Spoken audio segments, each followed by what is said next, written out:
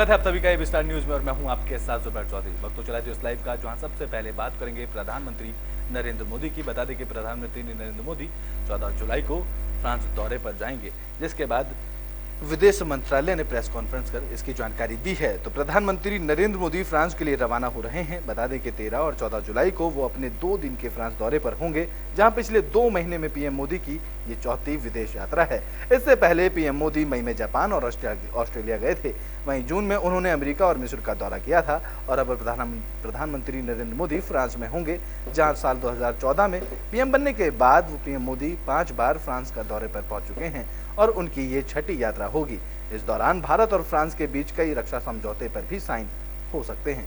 जहां PM Modi Paris में ballistic day में परेड में मुख्य अतिथि होंगे और इस दौरान भारतीय सेना की एक टुकड़ी भी दिखाई देगी, जिसमें भारतीय सेना की पंजाब रेजिमेंट, भारतीय नौसेना, भारतीय वायुसेना के सैनिक शामिल हैं। जहां राजपूताना राइफल्स के एक बैंड के साथ बैस्टल डे परेड में ये टुकड़ी मार्च करेगी। और इस साल भारत और फ्रांस रणनीति साझेदारी में भी 25 साल पूरा होने का जश्न मनाया जाएगा। पीएम मोदी अपनी 2 दिन की यात्रा के दौरान परेड में हिस्सा लेने के अलावा कई स्तर की बैठकों में भी शामिल होंगे। जहां 13 जुलाई को अपने दौरे के पहले दिन पीएम मोदी ला सीन म्यूजिकल में एक प्रवासी कार्यक्रम को संबोधित भी करेंगे और इसके बाद राष्ट्रपति मैक्रो के एलिसी पैलेस में अपने अधिकारी आवास पर एक डिनर के लिए पीएम मोदी की मेजबानी करेंगे। और दूसरे दिन यानी कि 14 जुलाई को औपचारिक प्रतिनिधिमंडल स्तर की बातें की जाएंगी। The major official and ceremonial part of the visit will start on the 14th, which is with the Prime Minister's participation at the French National Day celebrations, Bastille Day. This is a very, very special gesture extended by France to Prime Minister Modi. As part of our participation in the Bastille Day celebrations, a large tri-services contingent from India will also participate in the Bastille Day parade, along with 3 Indian Air Force aircraft, which would also take part in the fly past after the Bastille Day celebration. तो पश्चिम बंगाल और गुजरात में BJP की तरफ से राज्यसभा उम्मीदवारों की list जारी कर दी गई है। तो भारतीय जनता पार्टी ने गुजरात और पश्चिम बंगाल की राज्यसभा सीट के लिए होने वाले चुनाव के लिए उम्मीदवारों की लिस्ट जारी की है। जहां राज्यसभा के लिए होने वाले द्विवार्षिक चुनाव के लिए उम्मीदवारों के बीजेपी की सूची में कुल 3 नाम हैं, जिनमें 2 गुजरात से हैं और 1 पश्चिम बंगाल से है। जहां केंद्रीय समिति की सहमति के बाद पार्टी के राष्ट्रीय महासचिव अरुण सिंह ने प्रत्याशियों के नाम की सूची जारी की है। जहां गुजरात के बाबू भाई देसाई और केसरी देव सिंह जाला को राज्यसभा सीट के लिए उम्मीदवार बनाया गया है। तो वहीं पश्चिम बंगाल में बीजेपी ने अनंत महाराज को प्रत्याशी बनाया है। बता दें कि राज्यसभा के तीनों राज्यों की 10 सीटों पर 24 जुलाई को मतदान होना है, जिसमें गुजरात की 3 सीट शामिल हैं। जहां गुजरात से ही 10 जुलाई को केंद्रीय मंत्री एस जयशंकर ने पर्चा भरा है। वहीं कांग्रेस ने हथियार इस दौरान डाल दिए हैं। जहां ग्रैंड ओल्ड पार्टी ने कहा है कि उसके पास राज्य में पर्याप्त संख्या में प्रतिनिधि नहीं है, इसलिए वह इस बार प्रत्याशी नहीं उतारेगी।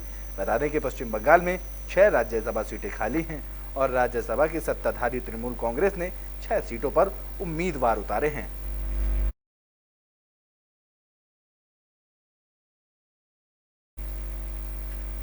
तो बुलेटिन में बात कर लेते हैं राजस्थान में मारे गए कुलदीप जगीना की। राजस्थान में गैंगस्टर कुलदीप जगीना की गोली मारकर हत्या कर दी गई है। जहां बदमाशों ने इस वारदात को उस वक्त अंजाम दिया जब उसे जयपुर से जेल से भरतपुर कोर्ट ले जाया जा रहा था।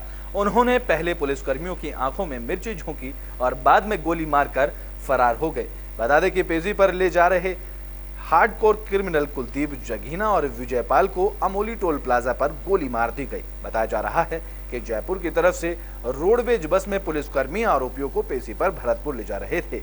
इसी दौरान अमोली टोल प्लाजा के पास आरोपियों पर फायरिंग कर दी गई। इस हमले में गैंगस्टर कुलदीप की मौके पर ही मौत हो गई। जहां शुरुआती जानकारी के मुताबिक बताया जा रहा है कि बदमाशों ने पहले पुलिसकर्मियों की आंखों में मिर्ची झोंकी और फिर गोली मारकर फरार हो गए। इस वारदात से बाद से कोर्ट परिसर में हड़कंप मच गया है। जानकारी के मुताबिक जयपुर पुलिस की एक टीम गैंगस्टर कुलदीप जगीना को बस से भरतपुर ले जा रही थी। जहां गैंगस्टर को सरकारी बस से पेशी के लिए भरतपुर ले जाया जा रहा था। तभी अचानक भरतपुर के अमूली टोल प्लाजा के पास बदमाशों ने जगीना पर फायरिंग शुरू कर दी, जहां बदमाशों ने करीब 8 से 10 राउंड फायरिंग की। इस दौरान गोली लगने से जगीना की मौके पर ही मौत हो गई, जहां पुलिस की टीम ने गैंगस्टर जगीना के शव को अस्पताल में पहुंचाया।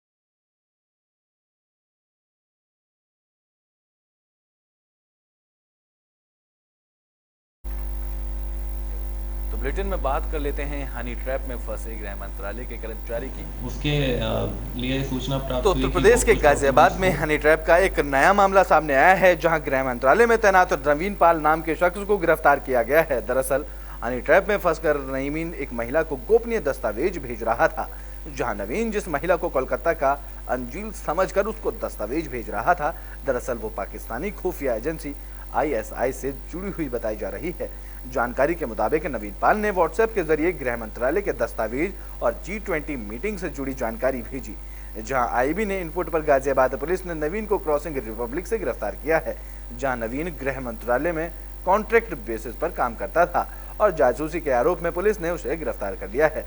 दरअसल पूछताछ में खुलासा हुआ है कि वो सोशल मीडिया के जरिए एक लड़की से संपर्क में आया था, जिसके बाद उस लड़की ने व्हाट्सएप पर बात करने लगा, जहां व्हाट्सएप पर वर्चुअल नंबर बरेली का था, लेकिन जब एजेंसी ने उस नंबर का IP एड्रेस निकाला तो वो कराची का निकला, जिसके बाद पुलिस ने युवक को गिरफ्तार कर लिया है और अब पुलिस आगे की कानूनी कार्रवाई में जुट गई है और लगातार पकड़े गए आरोपी से खुलासा करवा रही है। उसके लिए सूचना प्राप्त हुई कि वो कुछ डॉक्यूमेंट्स को क्लासिफाइड रूप से शेयर कर रहा है और इस अभिसूचना पर उक्त व्यक्ति को हिरासत में लेकर पूछताछ की गई और उसके मोबाइल फ़ोन इत्यादि की जांच की गई, जिससे यह बात वेरीफाई हुई कि उसने कुछ क्लासिफाइड डॉक्यूमेंट्स जिनका उसको एक्सेस प्राप्त था, उसको उसने पैसे लेकर एक अननोन सोर्स को उसको सप्लाई किया है। तो बुलेटिन के आखिरी में बात कर लेते हैं राहुल गांधी की, जहां मोदी सरनेम मामले को लेकर राहुल गांधी की मुश्किलें कम होने का नाम ही नहीं ले रही हैं। तो राहुल गांधी के खिलाफ मोदी सरनेम पर मानहानि के मामले में गुजरात के बीजेपी विधायक पूर्णेश मोदी ने सुप्रीम कोर्ट में कैविएट अर्जी लगाई है, जहां शिकायतकर्ता बीजेपी विधायक ने अपनी कैविएट में कहा है कि अगर राहुल गांधी गुजरात हाईकोर्ट के फैसले के खिलाफ सुप्रीम कोर्ट में याचिका दायर करते हैं तो उनका भी पक्ष इस दौरान सुना जाए। बता दें कि पूर्णेश मोदी ने अपने कैविएट में कहा है कि सुप्रीम कोर्ट बिना उनका पक्ष सुने कोई आदेश या निर्देश जारी ना करे। गुजरात हाईकोर्ट ने मोदी सरनेम मानहानि मामले में राहुल गांधी को राहत नहीं दी थी, जहां सूरत की जिला अदालत ने राहुल गांधी को इस मामले में 2 साल की सजा सुनाई थी। बता दें कि सुप्रीम कोर्ट की वेबसाइट के मुताबिक राहुल गांधी के मानहानि मामले में पूर्णेश मोदी ने 7 जुलाई को कैविएट फाइल की थी, जहां गुजरात हाईकोर्ट ने 6 जुलाई को राहुल गांधी को किसी भी तरह राहत देने से इनकार कर दिया था। और एक बार जब तक कैविएट फाइल हो जाती है तो और कोर्ट को किसी भी तरह के आदेश जारी करने से पहले दोनों पक्ष को सुनना पड़ता है, जिस वजह से बीजेपी विधायक ने कैविएट दाखिल की है, ताकि अगर सुप्रीम कोर्ट में राहुल गांधी के इस मामले को लेकर सुनवाई की गई तो उनका पक्ष भी सुप्रीम कोर्ट की तरफ से सुना जाए।